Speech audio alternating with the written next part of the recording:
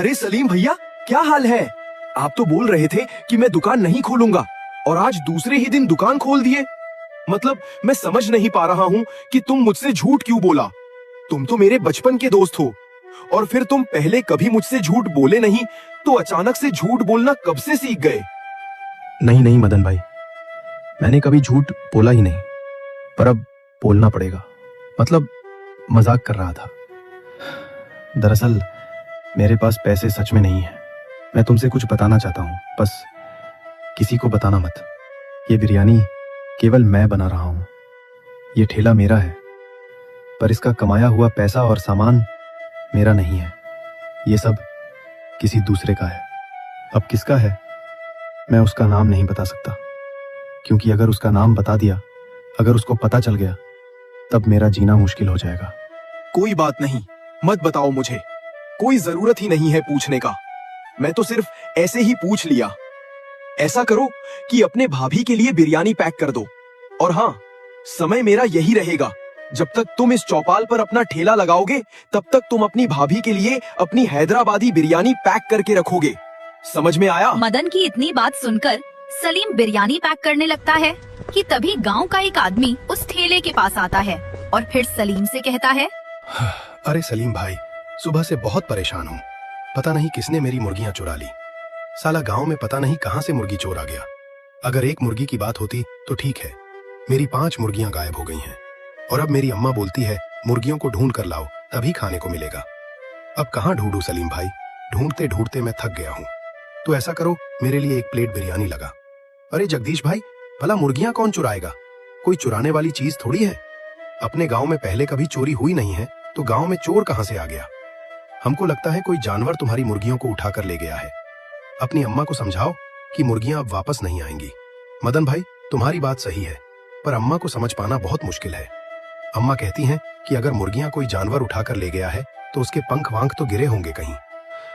मैं नहीं समझा पाऊंगा अम्मा को। अब जो होगा देखा जाएगा। चलो कोई बात नहीं जगदीश भाई, छोटी मोटी बातें होती रहती हैं। और हाँ, तुम बिरयानी खा लो, मुझे बहुत देर हो रही है, क्योंकि मुझे आए काफी देर हो गई। अगर बिरयानी लेकर घर नहीं गया तो तुम्हारी भाभी मेरा क्या हाल करेगी, तुम्हें पता होना चाहिए। इसलिए भाई मैं जा रहा हूँ। इतना बोलकर मदन सलीम को पैसे देकर हैदराबादी बिरयानी लेकर अपने घर चला जाता है और उधर जगदीश की अम्मा मुखिया के घर पहुंच जाती है। मुखिया जी, मैं बर्बाद हो गई। पता नहीं किसने मेरी सारी मुर्गियां चुरा ली। मेरी मुर्गियां मुझे चाहिए। मुझे पूरा विश्वास है कि मेरी मुर्गियां इसी गांव के किसी आदमी ने चुराया है। इसलिए आप मेरी मदद करें और उस मुर्गी चोर को ढूंढने में मेरी मदद करें। अरे अम्मा, क्या बोल रही हो? ऐसा पहले कभी नहीं हुआ। भला मुर्गियां कौन चुराएगा? ऐसा तो पहले कभी नहीं हुआ। सुनो भानु प्रताप, अम्मा की बात को ध्यान से सुनो और उनकी मदद करो। मैं थोड़ा काम से बाहर जा रहा हूँ, शाम को लौटूंगा। इतना बोलकर मुखिया वहाँ चला जाता है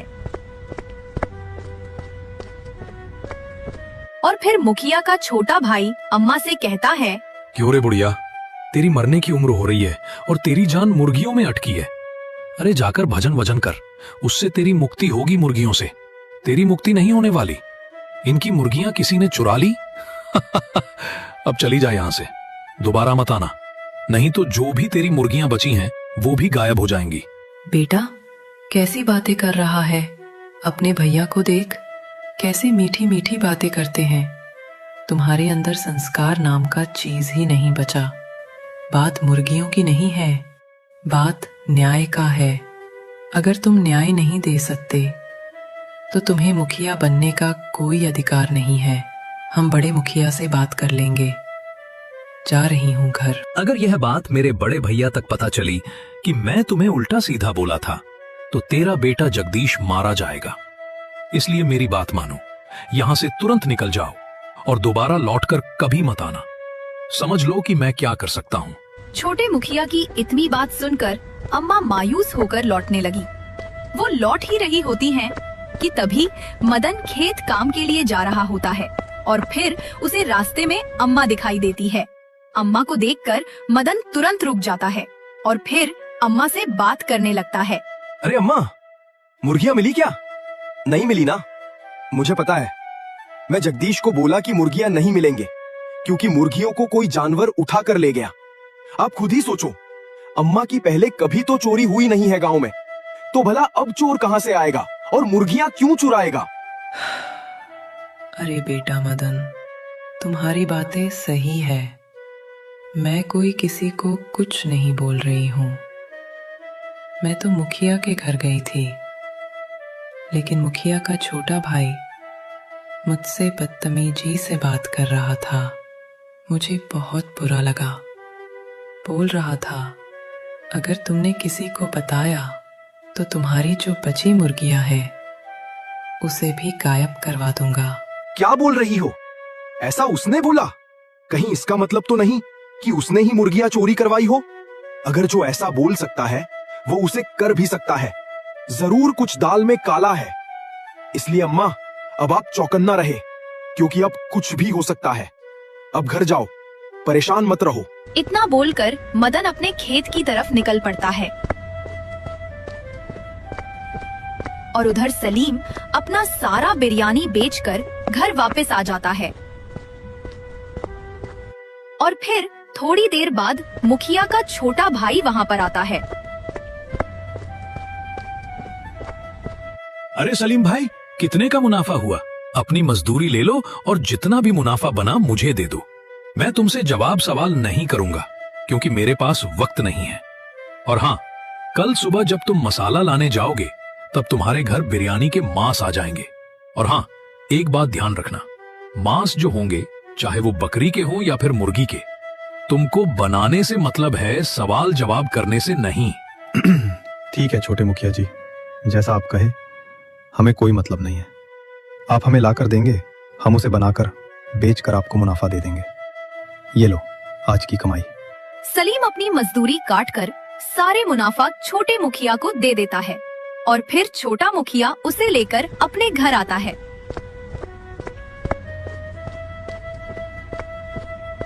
और फिर अगले दिन सुबह उठकर सलीम मसाले लाने बाजार चला जाता है।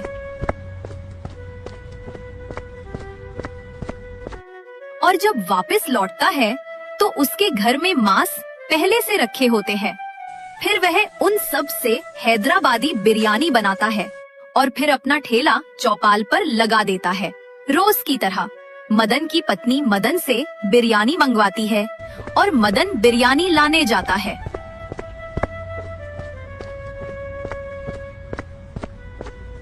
सलीम बिरयानी पैक ही कर रहा था कि तभी हरिया काका ठेले के पास आते हैं और मदन से कहते हैं, अरे मदन बेटा, मेरी बकरी आज रात को गायब हो गई। मैंने शाम को ही खूंटी लगाकर बांधा था और सुबह देखा तो गायब हो गई। पता नहीं कहां से बकरी चोर गांव में आ गया है। क्या बोल रहे हो काका? तुम्हारी भी बकरी चोरी हो गई? ये साला गांव में हो क्या रहा है? जब देखो तब चोरी हो रही है। कल जगदीश की मुर्गियां चोरी हो गई, आज आपकी बकरियां भी चोरी हो गई। अब तो मुखिया के पास चलना होगा। सुनो सलीम भाई, बिरयानी बाद में ले जाएंगे, पहले मुखिया के घर जाएंगे। काका चलो पहले जगदीश के घर और फिर तीनों लोग मुखिया के घर जाएंगे। इतना बोलकर मदन और काका जगदीश के घर की तरफ निकल पड़े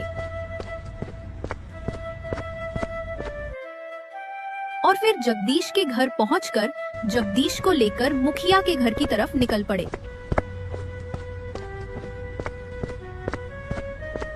मुखिया के घर पहुंचकर मदन मुखिया से कहता है, मुखिया जी नमस्ते।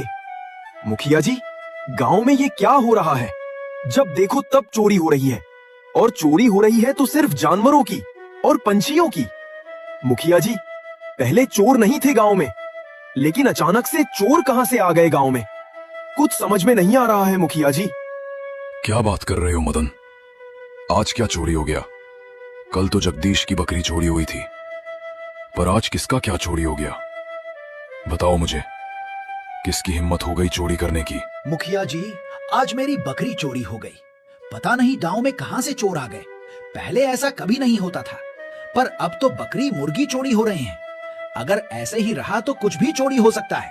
अगर इस पर ध्यान ना दिया गया तो बात बिगड़ जाएगी मुखिया जी, इसलिए आप कुछ करिए। अच्छा, आप सभी घबराए नहीं, मैं कुछ करता हूँ। सुनो भानु प्रताप, अब से गांव वालों की जिम्मेदारी तुम्हारी हुई। तुम 2 से 3 दिन में चोर को जरूर पकड़ो। इनके साथ रहकर जिस पर भी शक लगे उससे पूछताछ करो और ये काम कल से शुरू कर देना। ठीक है बड़े भैया, आप जैसा कहें मैं वैसा करूंगा। कल सुबह मैं गांव में जाकर चोर को पकड़ने की कोशिश करूंगा। आप निश्चिंत रहें, मेरे रहते हुए गांव में चोर नहीं आ सकता। अब आप सभी घर जाएं और बिना डरे सो जाएं। वो तीनों तुरंत वहाँ से अपने घर की तरफ लौट ही रहे होते हैं कि तभी सब एक पेड़ के नीचे बैठ जाते हैं और आपस में बातें करने लगते हैं। सुनो तुम दोनों, ये चोरी उसी दिन से हो रही है जिस दिन से सलीम ने दुकान खोला है, क्योंकि सलीम के पास एक भी रुपए नहीं थे। वो ऐसे तैसे करके मसाले का पैसा इकट्ठा कर लिया होगा, लेकिन मटन या चिकन के लिए उसे पैसे की जरूरत पड़ेगी। कहीं ऐसा तो नहीं वही बकरी और मुर्गियों की चोरी कर रहा है? हाँ बेटा मदन, तुम्हारी बात सही हो सकती है। अब चलो उस सलीम के पास, आज उसका ठेला वोला उठाकर फेंक दूंगा। साला बकरी और मुर्गी चोरी करता है और खुद को साहूकार बताता है। चलो मेरे साथ। नहीं नहीं काका, इतनी गर्मी सही नहीं है। उसने मुझसे कहा था कि वो किसी के लिए काम कर रहा है, इसलिए हमें प्यार से पूछना होगा। अगर हम उसकी माँ की कसम उसे खिलाए तब वो सच बता देगा, क्योंकि वो अपनी माँ से बहुत प्यार करता था और अपनी माँ के लिए कुछ भी कर सकता है। इतनी बात कर सभी सलीम के पास जाते हैं।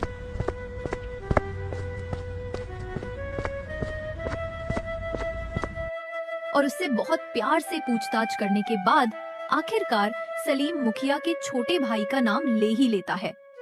अब मदन को पूर्ण रूप से विश्वास हो जाता है कि ये चोरी मुखिया का छोटा भाई भानु प्रताप ही करता है। और फिर मदन एक चाल चलता है। वो बाजार से एक बकरी खरीदकर अपने घर के सामने बांध देता है और गांव के कुछ लोगों के साथ एक पेड़ के पीछे छिप जाता है। और रात होते ही भानु प्रताप गांव में घुस जाता है और फिर उसे वो बकरी दिखाई देती है। बकरी को देखकर भानु प्रताप चुपके चुपके उस बकरी के पास जाता है। जैसे ही उसे चुराने की कोशिश करता है, वैसे गांव वाले उसे चारों तरफ से घेर लेते हैं और फिर उसकी पिटाई कर देते हैं। सुबह होते ही ये बात मुखिया तक पता चली और फिर मुखिया वहाँ पर आकर उसे कड़ी से कड़ी सजा दिए और गांव वालों से माफी मांगते हुए सलीम के सारे पैसे माफ कर दिए।